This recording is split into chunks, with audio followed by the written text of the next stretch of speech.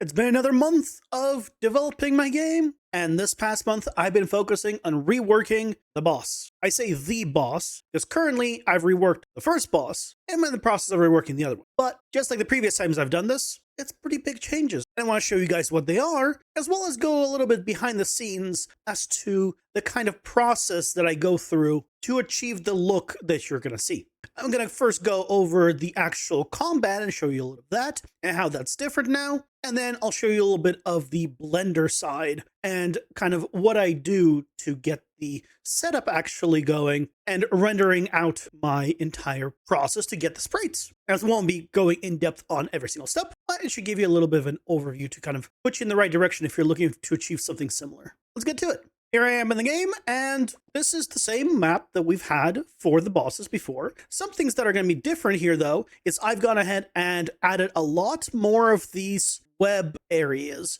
These just slow down the character because the boss is, in fact, still a spider. And the spider, as you can see, is a little bit different than he used to look. Of course, the visual is not the only difference. The attacks are also different. He now has, in the first stage, 3 different attacks. He has this one here, which is a very big one. Careful not to get hit by that. That'll pretty much one-shot you if you have no upgrades like I currently have. In fact, let me give myself some extra health, so for the demonstration, I can not get one shot. That would be great. He also has this ability that actually puts down poison on the ground. Now, it all depends on which arm he raises. He raises his right arm, left arm, or both arms, and that's how you can tell which attack is going to happen. Now, you should avoid all of them, but that's kind of how it works. So basically, the first little, let's say 15% of his health is just going to be doing this. He's just going to be doing some very basic stuff, so you kind of get familiar with his basic setup. It's nothing amazing,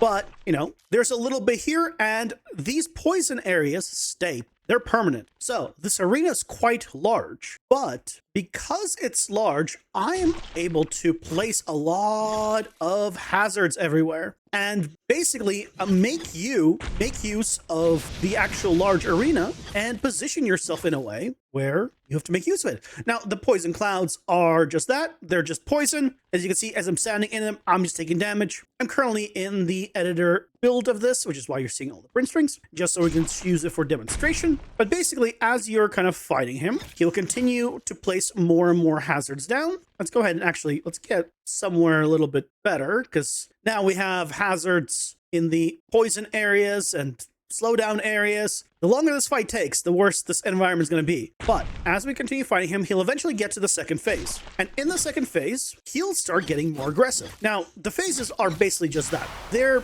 become more and more aggressive, and he gets new abilities, or his abilities kind of change. So in the second stage, he gets a little bit more. I've given myself a little bit more damage, so that way I can go ahead and show you guys through the stage a little more. The plan for this boss, by the way, is you do not kill him the first time. This is a roguelite. I expect you to fully die the first time after doing a little bit of damage and kind of starting to learn the fight. And as you progress and get more of the meta unlocks that are permanent unlocks between the different runs, right, you start to learn the fight, get better cards, get better stats, and then you'll be able to take him out no problem. And then, of course, continue on to the next one. It is a roguelite after all, but he should be now in phase 2. There we go. That was one of the new attacks. It's a different animation. No arms go up. His head goes up, and that is a bite. As well as this, it is a projectile that is very easy to avoid, but it also spawns more poison areas. So now it's even more things that are going to be getting in the way and making you reposition yourself and figure out where do you need to stand to kind of not only avoid him, but also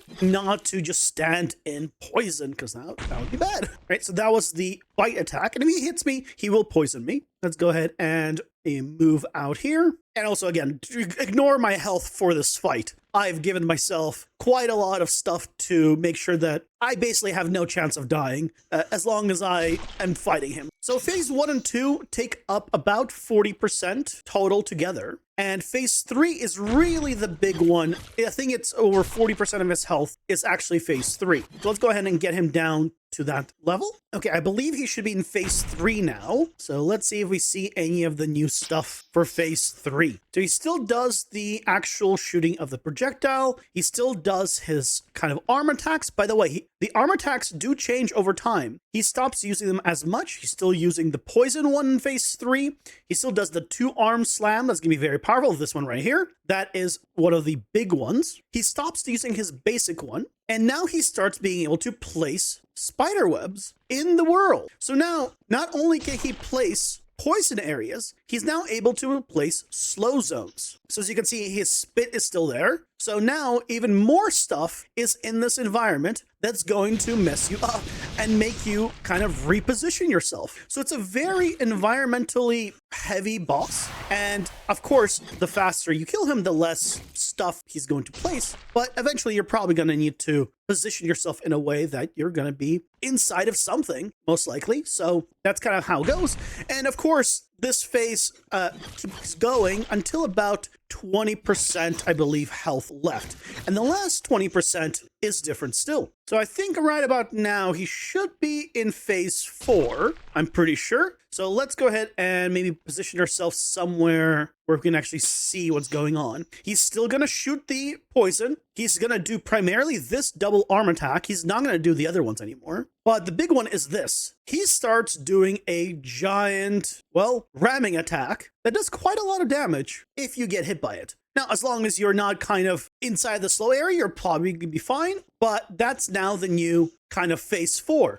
He does the bigger attacks, the ones that do more damage, and he does the ramming. So there he goes again. So as long as I'm not in the slow and I continue moving, I should probably be fine. And he does, I believe, 4 to 6 of them. So the amount of ramming attacks he does is a little bit different. So you have to just watch out. As long as you're kind of moving perpendicular to where he is relative to you, you should be able to get out of the way relatively easily. But you just have to be conscious of which direction you're moving. But eventually you will defeat him, right? And then when you do that, the portal will open to go to the next level. And after a moment, all of the stuff that he has spawned will go away. Now, this stuff that was originally here, like all the webs and stuff like this, that was part of the environment will not, but all of his stuff will go away. So that way you can more safely go and enter the portal and progress on to the next level. So that's kind of the whole fight. It's very different than what it was before. And I think now it's a lot better, especially the fact that I've now incorporated animations that you have to visually watch out for and know what attack is coming thanks to those animations. So when it's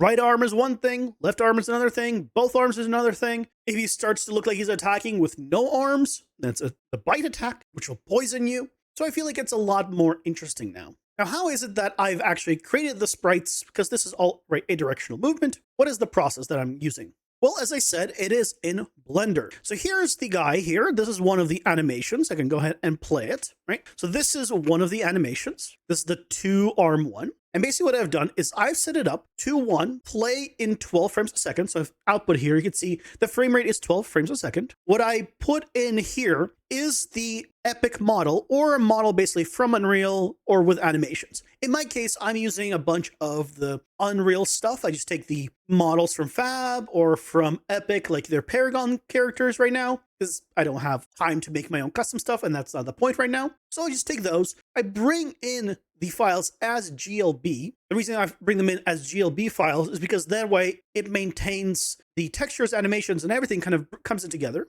But you might notice that the textures on him aren't being used. In fact, if I go to the shading tab, we could take a look at his material, and the original one is actually down here. The material that I'm actually using on him is this one. And I don't mind showing this one. It is taking vertex paint. That is how I'm able to achieve all of this. I basically just go into edit mode, and I can just press L to select all the connected faces. And thankfully for most models, you have them as separate pieces, and I can basically just select which ones I want and then go into vertex paint and paint them the color that I want. So I go through that. It then goes into a shader to RGB conversion, and then the value, so the brightness of it, then gets put through a map range set to stepped linear, where I can specify the amount of steps here. If I go ahead and go into lit mode, we can see it better. So here you can see where there's a lighter, a darker, and the darkest. If I change the steps here to 3, right, you can see what happens. Go back to 6, 12, right? And this changes. Now, the one limitation right now that I have is that as I'm changing this, it changes it for the light colors and the dark colors. And maybe for this one, I wouldn't want as many bands basically between the lightest and the darkest. So most likely down the line,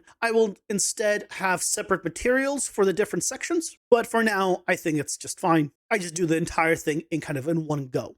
And then if I need to, I have a tint at the end here to globally tint the entire guy if I want to, for example. Take a look at what happens when I tint everything a certain color. Usually I just keep it as pure white and just use the colors I have here. Now, the reason I really like this is because it allows me to then render out basically very flat colors akin to a sprite. You're no longer getting that three-dimensional just gradients that you would see from like a 3D model that's actually rendered. In fact, I can go ahead and just plug in the old one here. And if I plug that one in, you can see that is the old one. So that's the original information that was on this model. It's very different. You can see that it just doesn't read well as this 3D texture because I have to render it in orthographic side camera. And the reason for that is simple. It's the feet. The feet need to be on the ground because in Unreal, I have the pivot in the bottom center. So that way the character is always in the right location relative to that bottom center pivot. If the feet were somewhere higher up, I would need to kind of adjust it every single time. So this makes sure that, hey, the feet are always on the ground. So visually in Unreal, it looks like it's always on the ground. As you can see right here, his feet are on the ground. If his right feet were a little bit higher because it was in perspective, it would look like he's floating. So this is the solution that I have. And he's also a little bit angled in Unreal, but that's just a little cheat to make it look like he's a little less straight up and down due to the camera. So you can ignore that part depending on your camera angle. But that's why I'm using this. And so once I have kind of the look that I want, I have this group where I have the lights parented under just a simple empty actor here with a camera. And basically, if I rotate this one, right, all of the lights will move accordingly. And I can go ahead and render any angle I want. So if I want to, I can render him front, from the side, right? So here's the front. And I just render him in 45-degree increments. Now, the render that I use is this right here. That is kind of my setup to render him. It's good enough for what I do. And if you're an actual coder, you might look at this and think it's absolutely terrible. And I don't mind because I didn't write it. I asked, I believe back then it was ChatGPT 3.5 and multiple hours trying to get it to do what I wanted. Okay, well, maybe not multiple hours. Maybe it was an hour, but still. The point is, I didn't write this. I'm not a coder. I'm not good with that, but it has saved so much time. Because now I just run this once and it just does all 8 directions in 45-degree increments. And I'm sharing this with you guys because, again, I didn't write this. You can all, probably if you're a coder, you can write this yourself. You can ask AI to do it yourself. Or here you go. It's on the screen if you need it. So then I could just take this and then run it through any system that I want to adjust the colors, the actual renders themselves, and then bring it into Unreal. But one other big benefit of this setup, by the way, because this is vertex paint, if I had another model with a different animation, and let's say this one didn't have any vertex paint at all, right? Because I brought it in and I want to now use the same setup here. All I need to do is have it selected, select the original one, press F3 and search for transfer mesh data. And I can just transfer over the colors here. And I just need to change the face mode here to topology. And it will just copy all of the vertex paint over to the other one. So every time I need to make a new render of a new animation, as long as the animation is done, transferring over all of the vertex paint and all of the materials, because there's only one, is extremely simple. It takes only a few clicks. And then I just need to set it up to the way I want. And by the way, as long as I have the actual output here set to 12 frames per second, even if the original animation is at 30 frames per second, it will bring it in like it was timed to 12 frames a second. That does mean, as you can see here, there will be frames in between, right? Because the original animations were set to 30, I believe, in Unreal. So now you have extra frames, but it doesn't matter to me. I can still use this just fine and render at 12 frames per second for the sprites like I want to. There's, of course, much more that goes into this. There's a few more programs and a little bit more stuff, but I wanted to kind of give you guys a big kind of rundown because this is the kind of stuff that I figured out over the past month when I was reworking the spider. Because this now allows me to very quickly go through and actually get the animations brought into Unreal with the right materials, with the right look. And really the thing that slows me down the most at this point is just animations. But that's a whole different topic for another day. And if you're interested in hearing about that, please let me know in the comments. Now, as this is a devlog for the monthly version, you can bet that the package build is already available on my Patreon, where you can join these wonderful people here in supporting what I do. It really means a lot. And if you'd like to join the community, the link to the Discord and everything is down in the description below, as always. And if you want to know for comparison what the boss looked like before and how it played, check out this video quite a bit back to see how far things have come now.